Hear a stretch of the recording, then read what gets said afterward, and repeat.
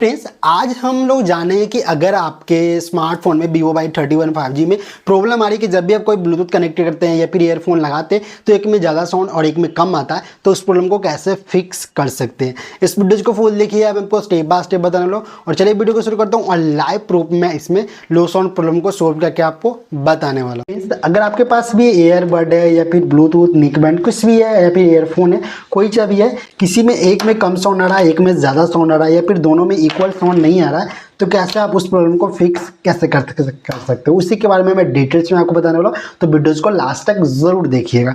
यहाँ पे सेटिंग्स वाला एप्लीकेशन को ओपन कर लीजिएगा और नीचे आ जाएगा और यहाँ पे एक ऑप्शन देखने को मिलेगा शॉर्टकट्स एंड एक्सेसिबिलिटी करके। तो शॉर्टकट्स एंड एक्सेसिबिलिटी पे क्लिक कीजिए। क्लिक करने को नीचे आइए और यहाँ पे एक फीचर्स देखने को मिलेगा, ऑप्शन एक्सेसिबिलिटी। तो एक्सेसिबिलिटी पे क्लिक कीजिए, फिर से स्क्रॉल के नीचे आइए और ऑडियो एडजस्टमेंट करके एक ऑप्शन देखने को मिलेगा। तो ऑडियो एडजस्टमेंट पे क्लिक कीजिए।